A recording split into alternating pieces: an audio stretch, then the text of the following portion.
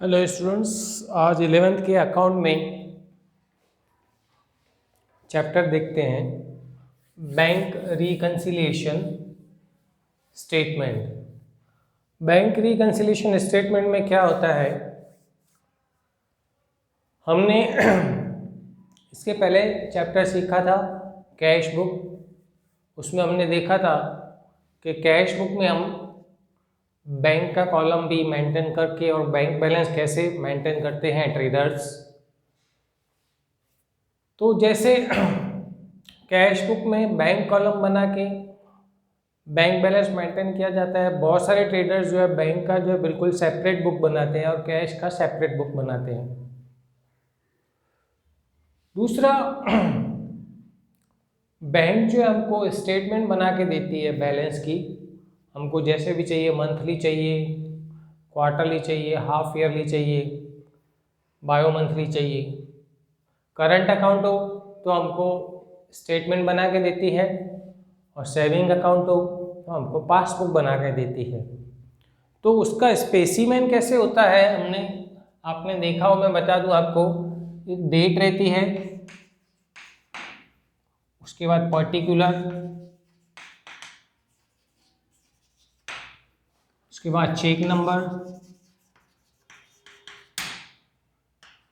Debit amount,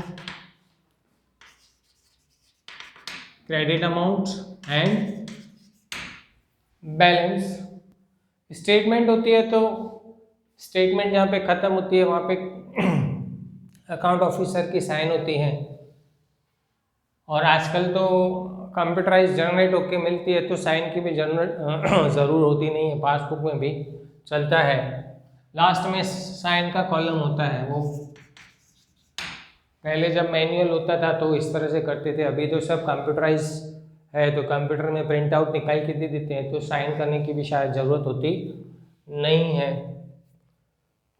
तो इस तरह से ये पूरा स्पेसिमेन होता है। डेट, जिस डेट को ट्रांजैक्शन हुआ वो पर्टिकुलर में ट्रांजैक्शन की डिटेल, चेक नंबर जो डिपॉजिट किया है या विड्रॉ किया उसका, डेबिट अमाउंट, हमने किसी को दिया होगा तो डेबिट होगी अमाउंट, और हमने किसी का डिपॉजिट किया होगा तो बैंक हमारा वो क्रेडिट करती है और लास्ट में हमको बैलेंस बताती है। हमने चेक इश्यू किया तो बैंक डेबिट करती है, और हमने चेक डिपॉजिट किया है या कैश डिपॉजिट की है तो बैंक जो है वो क्रेडिट देती है। और चेक दिया हमने किसी को तो डेबिट करेगी बैंक, और हमने विड्रॉ किया तो भी बैंक जो है वो डेबिट करती है।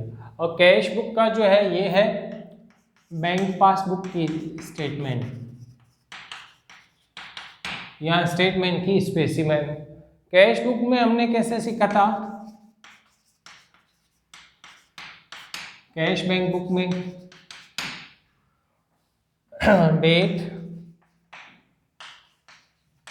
पर्टिकुलर, अमाउंट, फिर डेट, पर्टिकुलर एंड अमाउंट।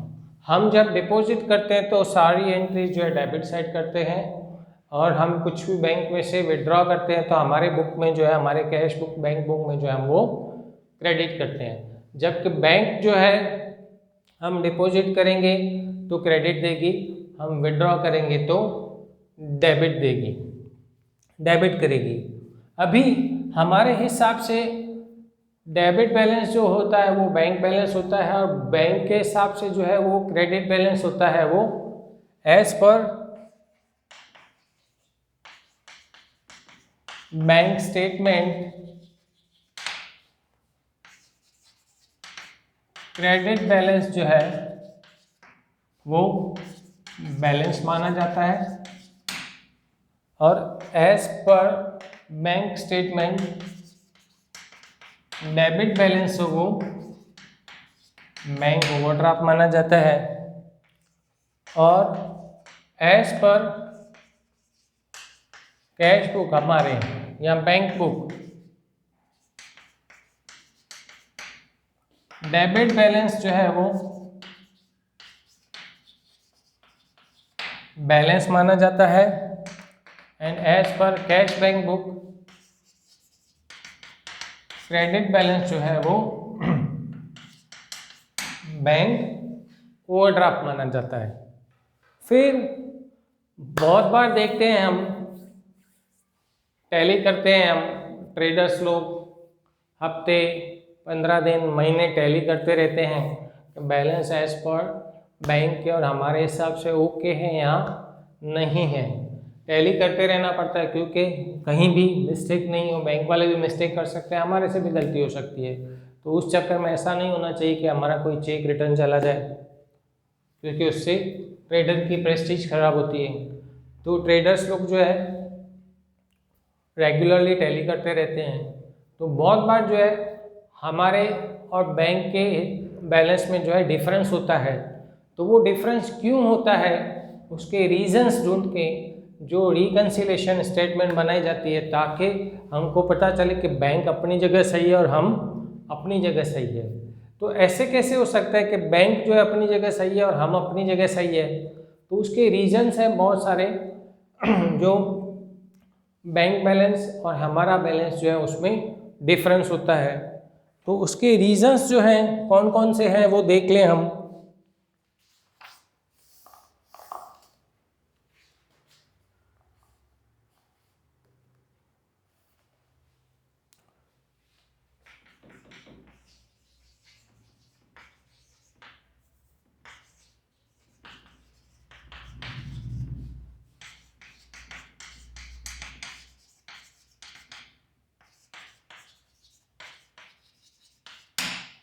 हम चेक डिपॉजिट करते हैं तो उसी दिन जो है हम हमारे कैश बुक में उसकी एंट्री लिख देते हैं और हम बैलेंस इंक्रीज कर देते हैं। पर बैंक जो है हमको तीसरे दिन 12:30 बजे के बाद क्रेडिट देती है। तो हम नेक्स्ट डे पे जाएंगे तो बैंक जो है वो बैलेंस हमको दिखाएगी नहीं, और हम देखेंगे कि हमारे हिसाब से तो बैलेंस इतना होना चाहिए और बैंक के हिसाब से बैलेंस तो वो दिखाएगी नहीं, क्योंकि बैंक तो जो है थर्ड डे पे क्रेडिट देने वाली है। तो इस तरह से हमारे बैलेंस और बैंक के बैलेंस में डिफरेंस आ जाता है, उसका इफेक्ट देख के और फिर टैली किया जाता है। Second reason, cheque issued but not presented for payment.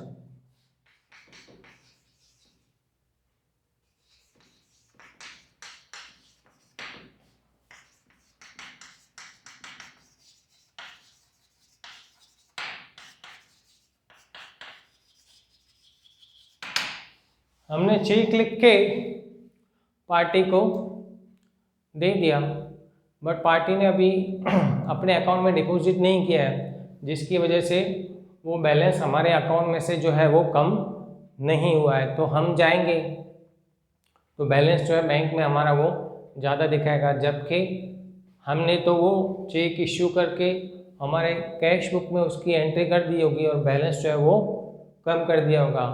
Bank में जाएंगे तो वो बैलेंस ज़्यादा बताएगा, क्योंकि हमारे अकाउंट में वो प्रेजेंट हुआ ही नहीं है। तो इस तरह से हमारे बैलेंस में और बैंक के बैलेंस में जो है वो डिफरेंस दिखाएगा। फिर थर्ड रीज़न है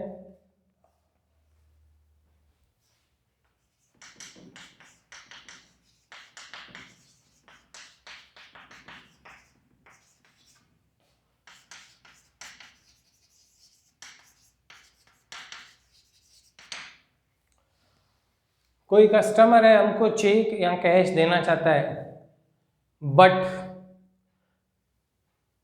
हमारे बैंक की जो ब्रांच है उसके रास्ते में ही पड़ती है, उसको अकाउंट नंबर पता है, उसने डायरेक्टली हमारे अकाउंट में वो डिपॉजिट करवा दिया और हमको पता ही नहीं है। बैंक में बैलेंस टैली करने जाएंगे तो वो फिगर जितनी भी उसने डिपॉजिट की होगी वो बैलेंस ज़्यादा बताएगा।